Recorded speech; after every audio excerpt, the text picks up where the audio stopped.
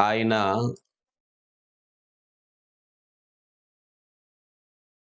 మనకందరికీ సహాయము చేయగలిగేటటువంటి దేవుడు. ఆ దేవాతి దేవుని నామానికి స్తుతులు చెల్లిస్తున్నాను. ప్రియమైన దేవుని పిల్లలారా, దేవుడు మనకిచ్చినటువంటి ఈ భాగ్యములో మనము మరొక విషయాన్ని ఆలోచన చేద్దాం. క్రైస్తవులు కలిగి ఉండవలసినవి. క్రైస్తవులు కలిగి ఉండవలసిన వాటిలో ధైర్యము అనే అంశాన్ని మనం ఒక్కసారి స్మరణ చేస్తూ ఉన్నాము. ఆ ధైర్యము అనేటటువంటి భావములో చాలా సందర్భాల్లో కలిగి ఉండవలసిన ధైర్యము ఒకటే కానీ, కొన్ని పోరాటముతోనూ, కొన్ని ఎదిరించుటతోనూ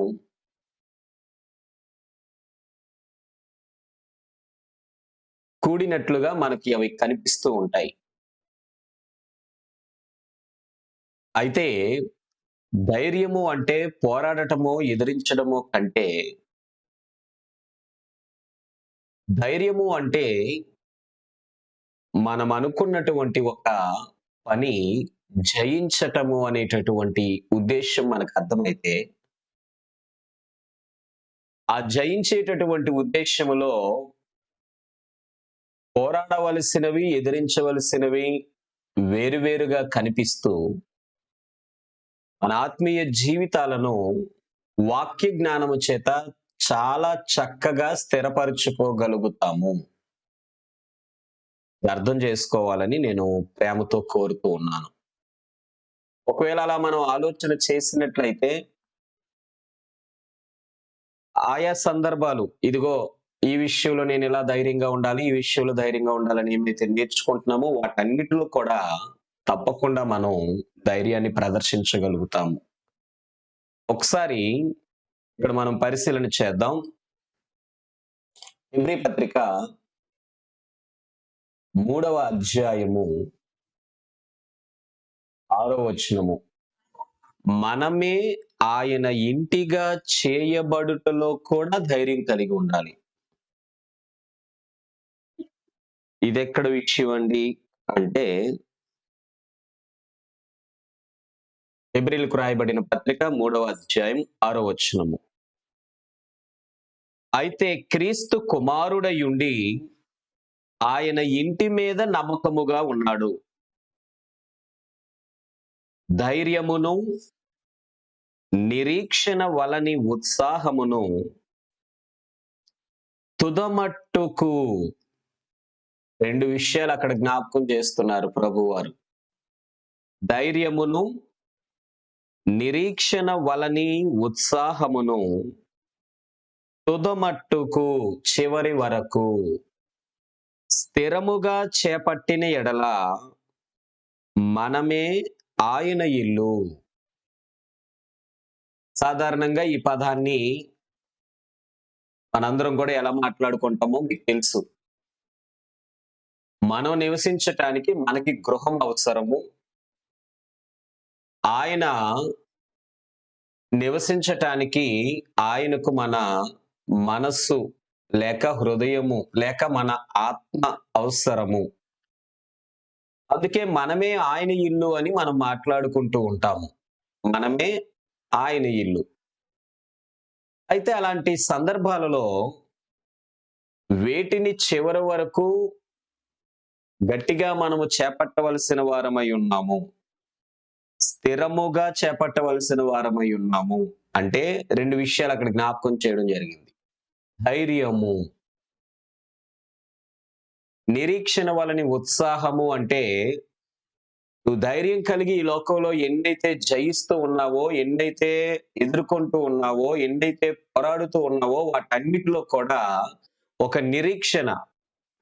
నేను ఇంతలాగా నేను ఓర్చుకుంటున్నది, నేను ఆయన ఇంటిగా మార్చబడుతున్నాను. మనమే ఆయన ఇంటిగా చేయబడుట.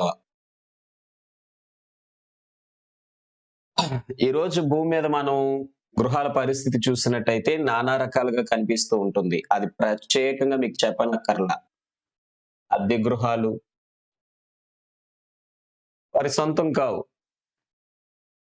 తప్పక ఉన్నన్నాళ్ళు ఉండటమే. ఈనాడు నీ హృదయం క్రీస్తు ప్రభువు వారికి అట్టిది కాకూడదు. బాప్తిసం పొందినవన్నీ కూడా అద్దె గృహాలు కావు. ఆయన స్వంత ఇల్లులు అని మనం భావిస్తూ ఉంటాం. ఎవరైతే సత్య సంబంధమైన రక్షణ పొందకుండా, అంటే నిజముగా బాప్తిసం యొక్క ఉద్దేశం తెలియకుండా బాప్తిసం పొందుతారో వారందరూ ఆయనకు అద్దె గృహాలతో సమానము. ఒకవేళ లేదండి నేను వాక్యాన్ని తెలుసుకొని సంపూర్ణంగా బాప్తిసం పొందాను అని మనం భావించినట్లయితే, ఇక్కడ మనం గమనించవలసిన విషయం ఇంకొకటుంది. ఈరోజు అన్నీ చాలా వరకు సొంత గృహాలలో కూడా చాలా వ్యత్యాసాలున్నాయి. ఇప్పుడు అవన్నీ నేను వివరించట్లేదు. కాకపోతే అవి తప్పకుండా ఈ సమయంలో మీకు అర్థం కావడానికి చెప్పాల్సిన అవసరం ఉంది. రిజిస్ట్రేషన్ హౌసెస్ ఉంటాయి. అలాగే బిఫామ్ పట్టాస్ ఉంటాయి. అంటే గవర్నమెంటు ఎవరికో ఇచ్చినవి ఎవరి దగ్గర ఎవరో కొనుక్కోవటం. అపార్ట్మెంట్స్ ఉంటాయి. అంటే ఇంకా అక్కడ మరలా రీమోడల్ చేసుకోవడానికి అవకాశం లేకుండా ఏదైతే అందరితో కలిసి ఉంటామో ఇంక అదే అపార్ట్మెంట్‌లో ఎన్నాళ్ళున్నా ఇంక అలా ఉండవలసిందే. ఇలా మాట్లాడుకుంటే చాలా వ్యత్యాసాలుంటాయి. కొన్ని డేరాస్ ఉంటాయి. ఎప్పుడు కావాలంటే అప్పుడు యాత్రికులు ఏం చేస్తూ ఉంటారంటే, ఒక దగ్గర నుండి ఒక దగ్గరికి వారి ఇంటిని చాలా సునాయాసంగా మార్చుకు వెళ్ళిపోతూ ఉంటారు. మరికొంతమంది వారు ప్రయాణం చేసే వాహనాలనే వారు నివసించడానికి అనుకూలంగా మార్చుకుంటూ ఉంటారు. ఏంటి ఇక్కడ ఎందుకు ఇన్ని విషయాలు నేను మీకు జ్ఞాపకం చేస్తానంటే, ఈరోజు ప్రభువు వారు నివసించటానికి మనం ఆయన ఇంటిగా చేయబడటంలో ఎటువంటి కంఫర్ట్‌నెస్‌ని మనం ఇస్తున్నామనేది మనం ఆలోచించాలి. మన హృదయాలలో ఆయన నివసించటానికి మనమే ఆయన ఇంటిగా చేయబడటానికి కంప్లీట్‌గా ఆ కంఫర్ట్‌నెస్ అనేది మనం ఆయనకి క్రియేట్ చేయకపోతే కేవలం ఈ భూమి మీద ఈ జీవితం అంతా వ్యర్థమైన జీవితంతో సమానం. మనమే ఆయన ఇంటిగా మార్చబడాలంటే చాలా స్ట్రగుల్స్ ఫేస్ చేయాలి. అంతేకాదు చాలా ధైర్యం కలిగి ఉండాలి. ఆ ధైర్యాన్ని బట్టి మనం చేసే ప్రతి ప్రయత్నములోనూ తప్పకుండా దేవుడు మనకు అనుగ్రహించే ఆశీర్వాదాలుంటాయి. అయితే ఈరోజు నేను జ్ఞాపకం చేస్తున్న చిన్న విషయం, ఒకే ఒక సంగతేంటంటే, మన ఇంటిని ఎలాగైతే మన సొంత పేరు మీద దాన్ని లిఖించి, రిజిస్ట్రేషన్ చేయించి, లేకపోతే మన పేరు మీద రాయించి, పూర్తిగా ఇది నాది అనిపించుకుంటామో, దానిని కాపాడుకోవటానికి టాక్స్ కావచ్చు, వగైరా వగైరా హౌస్ టాక్స్ కావచ్చు, లేకపోతే కరెంట్ బిల్ కావచ్చు, లేకపోతే ఇంకా ఇంటి పన్నుగా ఇలా హౌస్ టాక్స్ అంటే ఇంటి పన్నే.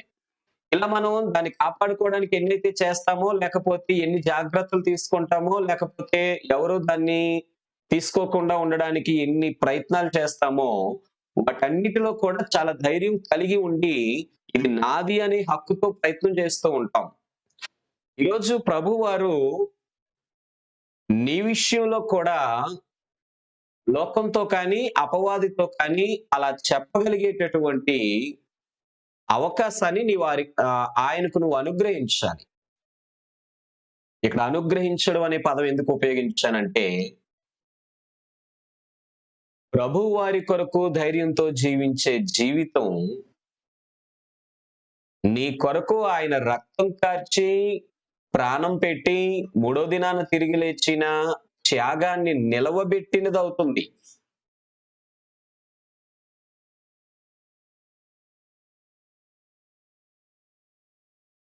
కాబట్టి ఆలోచన చేయండి. అయితే అలాంటి జీవితాన్ని నువ్వు ఆయనకి ఇవ్వగలుగుతున్నావా? ఆయన నా విషయంలో, నీ విషయంలో ఈ హృదయము నా ఇల్లు అని ఆయన చెప్పుకునేటట్టుగా ఉండాలి అంటే, మనం ఆయన ఇంటిగా మార్చబడటంలో చాలా ధైర్యం కలిగి ఉండాలి. ప్రభువు వారి కొరకు ఈ జీవితాన్నే సమర్పించిన వారిగా ఉండాలి. సింపుల్‌గా ఒక మాట చెప్పి క్లోజ్ చేస్తాను. ఈ మాటలోనే మీరు కావలసిన విషయాలన్నీ ఎవరి ఆత్మీయ జ్ఞానాన్ని బట్టి, ఎవరి వాక్యపు శక్తిని బట్టి వారు అనేకమైన విషయాలు ఆలోచించుకోవచ్చు. ఏంటంటే, ఎంత గడించినా, ఎన్ని ఇల్లులు సంపాదించుకున్నా చివరికి మనిషి చెప్పే ఒక మాటేంటంటే, "నా పేరు మీద ఎన్నుంటే ఏంట్రా చివరికి ఎవరివైనా అక్కడికి వెళ్ళిపోవలసిందే కదా!" అంటాం. ఈరోజు ధైర్యం కలిగి నీవు ఆయన ఇంటిగా జీవించే ప్రయత్నం చేయకపోతే, చివరకు ఆయన నిర్ణయించిన స్థలానికి చేరుకోవాల్సిందే కదా! కాబట్టి భూమి మీద ఉన్నంత వరకే నిన్ను నీవు ఆయన ఇంటిగా ఉండడానికి కావలసినట్టుగా మార్చుకోవడానికి ఏదైనా చివరికి ఇదంతా ఒకటే కదా అనే భావంతో నేనెంత మంచిగా జీవించినా, లేక ఎంత చెడుగా జీవించినా దాని క్రియలకు తగినట్టుగా ప్రభువు నన్ను అక్కడికి నడిపించేవాడు గనుక భూమి మీద ఉన్నప్పుడే నేను ఆయన సహవాసానికి వెళ్ళగలిగేటట్టుగా, ఆ పరలోక భాగ్యము పొందగలిగేటట్టుగా నేను భూమి మీద ఉన్నప్పుడే ఆయన ఇంటిగా మార్చబడతాను అని ఇక్కడే ధైర్యం కలిగి జీవించడానికి ప్రయత్నం చేద్దాం. ఇది మనందరి జీవితాల్లో చాలా అవసరం ప్రియమైన దేవుని పిల్లలారా. సో ఆలోచించండి. మీరెక్కడికి వెళ్ళొచ్చినా ఇంటికి చేరుకుంటారు చివరికి. మీరెక్కడికి వెళ్ళొచ్చినా ఇంటిని శుభ్రపరుచుకుంటూ ఉంటారు ప్రతి ఉదయము, సాయంత్రము. మీరెక్కడికి వెళ్ళినా ఇంటిని కనిపెట్టుకుంటూ ఉంటారు. తాళాలు వేసామా లేదా? లేక ఇన్ని రోజులు బయటికి వెళ్తే ఎలా ఏంటి? అన్ని విషయాల్లో తగిన శ్రద్ధ తీసుకుంటూ ఉంటారు. ఈరోజు నీ దేహము, నీ ఆత్మ 2 కూడా ఆయన ఇంటిగా మార్చటానికి నువ్వెంత ధైర్యం కలిగి ఉండాలో ఆలోచించు. దాన్ని మాటి మాటికి వాక్యం చేత ఇలా ప్రతి ఉదయము వాక్యం వినటం వల్ల శుద్ధి చేస్తున్నాం, క్లీన్ చేస్తున్నాం.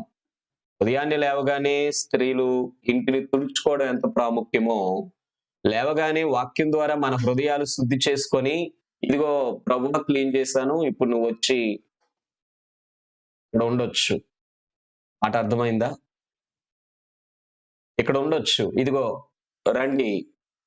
నా హృదయం అనే గది శుభ్రపరిచాను మీ వాక్యం చేత. మరలా వచ్చి మీరు నివాసం చేయండి. మన జీవితాల్లో ఆయన ఇంటిగా మార్చుకోవడానికి కావలసిన ఆ పరిస్థితులన్నీ మనమే ధైర్యంతో సంపాదించుకోవాలి. దయచేసి ఆలోచన విడిచిపెట్టొద్దు. నువ్వు బయటికి వెళ్ళిన ఆహ్, రిలేటివ్స్‌తో కూర్చున్నా, ఫ్రెండ్స్‌తో కూర్చున్నా, వారితో మాట్లాడుతున్నా, లేకపోతే నీ ఆఫీస్‌లో లేకపోతే నువ్వు పని చేసే చోట ఇలా ఎక్కడ నీవున్నా అక్కడ నీ శరీరము, నీ ఆలోచన నీలో అక్కడ ఉంది అంటే అది ఆయన ఇంటిగా మాత్రమే నీ బాడీని అక్కడ ప్రెజెంట్ చేయడంలో, నీ యొక్క ఆత్మను అక్కడ ప్రెజెంట్ చేయడంలో చాలా ధైర్యం కలిగి ఉండాలి. ఇది నాది కాదు. ఇది ఆయన హౌస్ ఇది. ఈ బాడీ నాది కాదు. నాలో ఉన్న ఈ స్పిరిట్ నాది కాదు. ఇది ఆయన హౌస్ కాబట్టి ఇది ఆయనది అనేటటువంటి ధైర్యంతో వారందరి ముందు ప్రవర్తిస్తూ మాట, చూపు, ఆలోచన యావత్తు ఈ ఇంటి అంతటితో మనం చేసే పనులన్నీ కూడా చాలా జాగ్రత్తగా కాపాడుకోవాల్సిన వారమై ఉన్నాం. దానికి చాలా ధైర్యం గూడా కావాలి. ఆ ధైర్యాన్ని మనందరం కలిగి ఉండటానికి ప్రయత్నించాలి.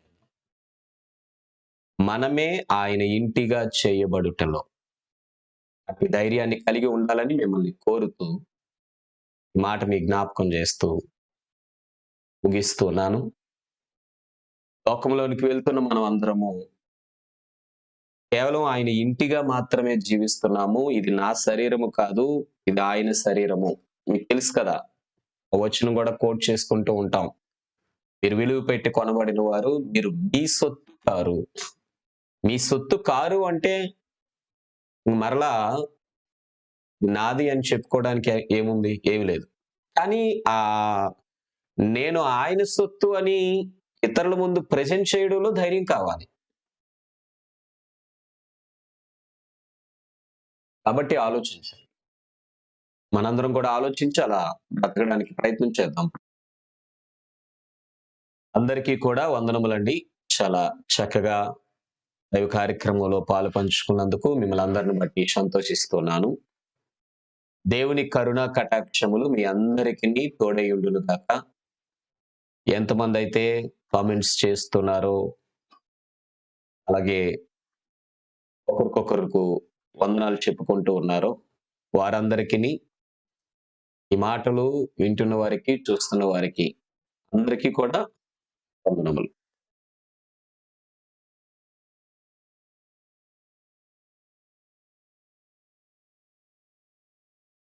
శిలువ శిలువ శ్రమల శిలువ యేసుక్రీస్తు మరణ విలువ.